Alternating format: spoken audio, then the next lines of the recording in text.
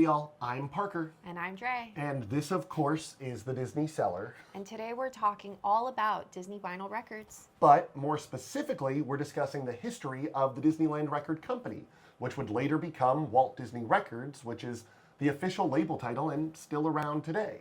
They handle the releases for all the soundtrack albums to your favorite Disney films, as well as the TV shows and the theme parks. They also release original albums for their roster of pop, teen, and country artists. Past artists have included Miley Cyrus, Sabrina Carpenter, Justin Timberlake, and yes, obviously, the Joe Bros. Of course, the Joe Bros. So, the label itself was officially founded on February 4th, 1956. Before that, Disney music releases were licensed out to other music labels like RCA and Decca and Capitol Records. But it was the dream of one Jimmy Johnson. Another Disney legend. Yes, Disney legend Jimmy Johnson, that Disney should have their own label. So he convinced Walt's brother Roy, and, well, they did just that. So Disneyland Records was founded with Jimmy Johnson appointed as president, and they released their first album, aptly titled Walt Disney Takes You to Disneyland. Which was the only album Walt ever recorded for his own record label, and actually something we desperately need in the Disney Cellar. Yeah, we are going to find one of those one day soon. I'll find you. But alongside it, in its first year, Disneyland Records also released 7 animated film soundtracks. And soon after that, they also released Fess Parker's Ringle Wrangle, the single from the classic motion picture Westward Ho! The Wagons, and of course it was a huge hit, so that led Disney Records to release additional music from properties outside their film roster. But the music industry as a whole was quick to categorize anything Disneyland Records released as children's music.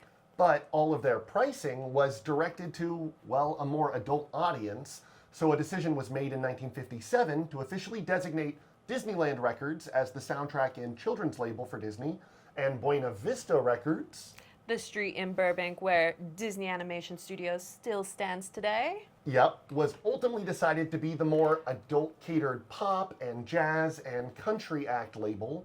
But now we really need to mention Tutti Camarata. Tutti what an hour?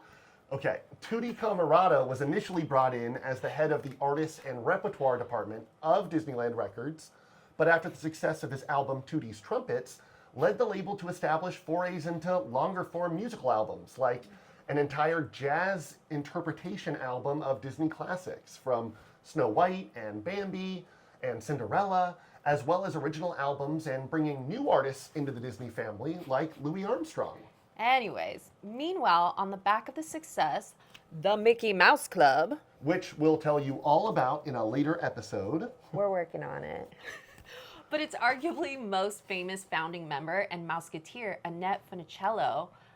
I think I'm saying that right? Yes, Funicello.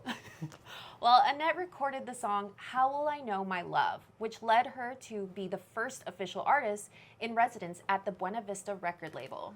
And while looking for new material for her, led Tutti to the songwriting duo of Richard M. Sherman and Robert B. Sherman, who were, of course, immediately brought into Disney Studios in Burbank and became the first in-house staff writers for the Disney company. Eventually writing some of Disney's most iconic songs like It's a Small World and Tiki Tiki Tiki Room. And the soundtrack to Mary Poppins. I love us some Mary P. Yes, we do.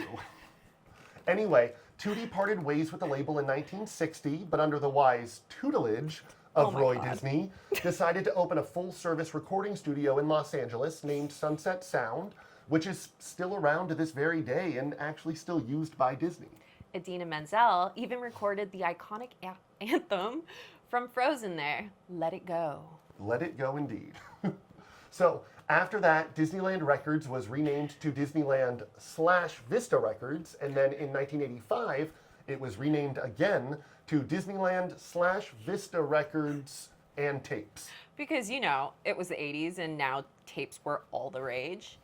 By the way, don't forget to watch our VHS episode if you haven't already.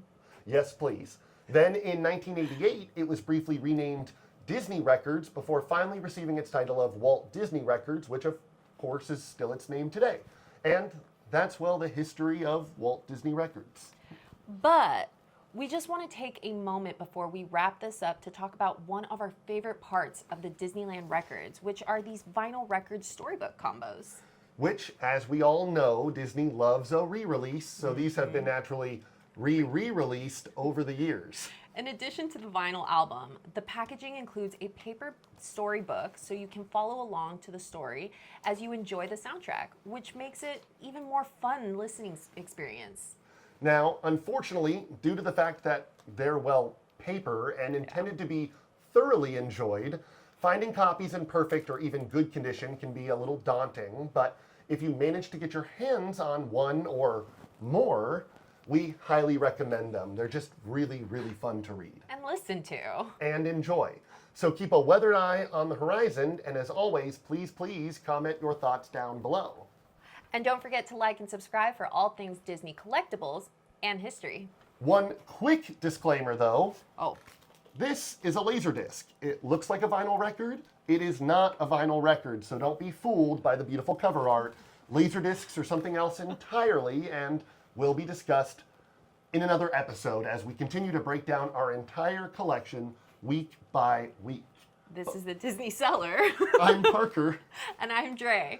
And we hope you have a magical day.